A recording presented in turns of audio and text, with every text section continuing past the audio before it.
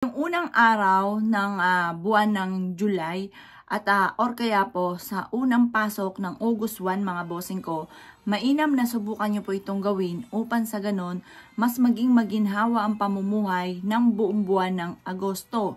Proven po ito mga bossing at isa po ito sa mga paborito ko ng mga pampaswerte. Kada sumasapit ang huling araw ng buwan at ang unang araw din po mga bossing ko ng buwan ay ginagawa ko po ito para mas maging magaan ang daloy ng swerte, lalo-lalo na tungkol sa usapin ng pera kung naniniwala kayo. Pero syempre mga bossing ko, pagdating sa usapin ng kaperahan, sipag talaga po yan. Double time sa pagkayod. At kung ano po mga bossing ko, talagang medyo masamang pakiramdam, wala pong masamang magpahinga pero hindi matagal. Yung bang mairaos lang yung inyo pong sama ng pakiramdam. Kailangan talaga mga bossing ko, sipag-sipag lang po talaga sa buhay po natin. Ngayon po, may mga pagkakataon na masipag ka, matyaga ka, lahat na po mga bossing ko nirakit ninyo, pero lagi ka pa rin pong walang pera. Ikaw po hindi rin nakakalimot magdasal, pero minsan mapapansin ninyo parang paborito ka ng kamalasan. Sa mga unang buwan po yan, unang araw mga bossing ko, mainam na subukan nyo po ito. Upang sa ganon, mag-goodbye paghihirap ka na. Upang sa ganon, kung ano may problema po ninyo, lalo na tungkol sa usapin ng pera, hindi nyo na po pagdaanan pa sa unang pasok ng buwan, salubungin na natin ng masagana at sa unang pasok ng buwan para mabilis tayong maka-attract ng swerte. Para matuldo ka ng paghihirap na pinagdaanan ninyo ng mga nakalipas or matatapos nitong buwan na ito ng July. Ang bilis ng panahon, di ba mga boss? Ngayon pa mga bossing ko, ito lang ang aking masasabi sa inyo. Mainam na gamitan nyo po ito ng bulak. Ang bulak mga bossing ko ay pagagaanin ang daloy ng swerte po natin. Proven po yan. Kaya kung hindi nyo pa ito nagagawa, gawin nyo na po ito ngayong unang araw ng buwan ng Agosto or ngayong huling araw kung mapapanood nyo po ito, huling araw ng July 30 mga bossing. Sa umaga nyo siya gagawin. Ngayon pa mga bossing, kailangan din natin ang dahon ng laurel. Ang dahon ng laurel for only wishes po ito. Halimbawa, mailap sa inyo ang swerte or meron kang matagal ng pinapangarap na amount na never nyo pang nakakamtan. Ito halimbawa lang. Halimbawa ay 7 billion. Siyempre, mag-wish din naman tayo. Lubos-lubusin na natin mga bossing yan. Sulat nyo 7 billion. Ngayon, kasi favorite ko yan 7.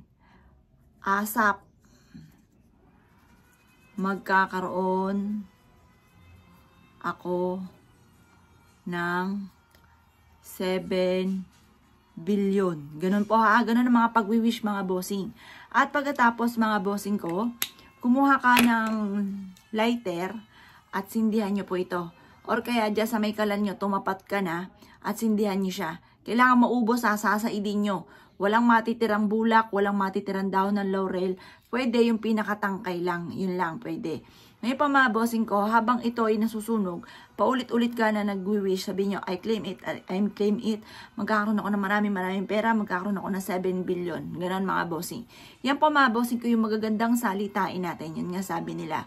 Magsabi ka ng mga magaganda at matutupad po yan. Totoo po yan. At yan po isa rin sa mga napatunayan ko na talagang tunay na ako po mga bossing ko ay maraming mga blessing na dumating. Matapos po mga bossing ko na ginawa ko po ito. Ngayon pa mga bossing ko, ikay naniniwala at nais po itong gawin. Huwag ka na magpatumpik-tumpik pa dahil makakatulong po ito upang sa ganon kayo po ay masigit na maka-attract ng swerte. Upang sa ganon, madaming blessing ang dumating po sa buhay po ninyo.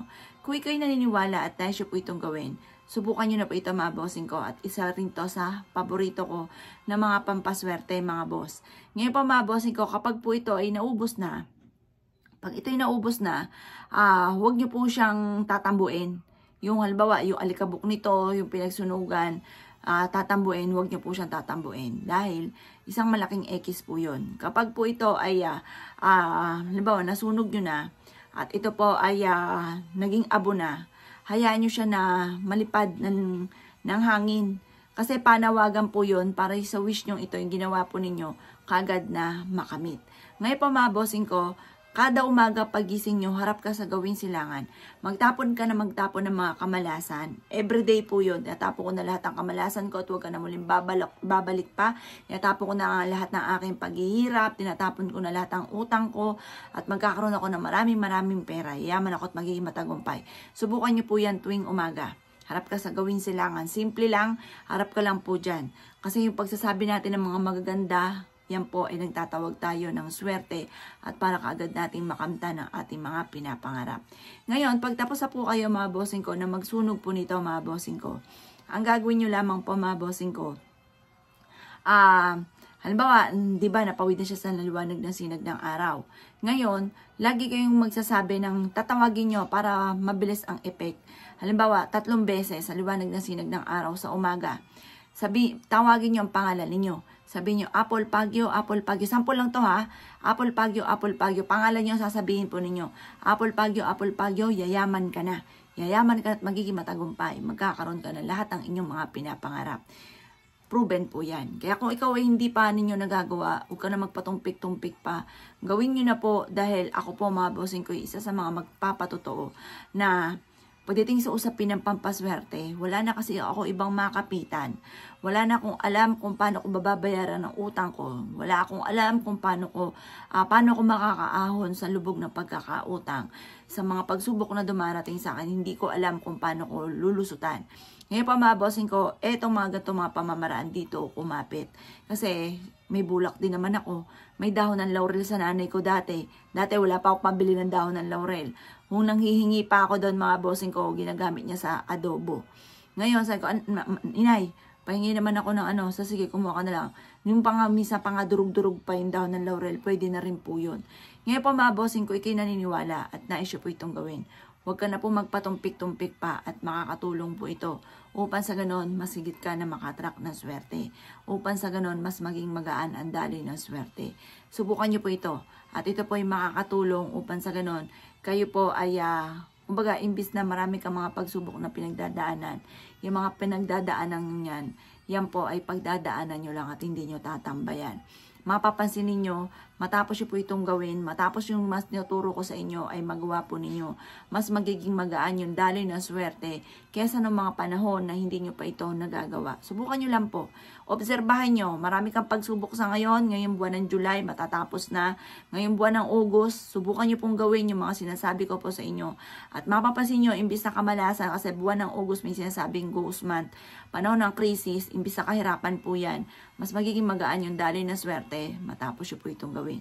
Kaya kung ikinaniwala at nais nyo po itong gawin, huwag ka na magpatumpik-tumpik pa.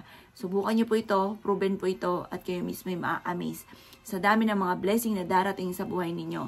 At lagi po kayong magpasalamat at i-claim ang swerte at ugaliin ang pagsasabi ng mga salitain ng mga magaganda at kalimutan ang daing-daing at mga kamalasan ng mga salitain.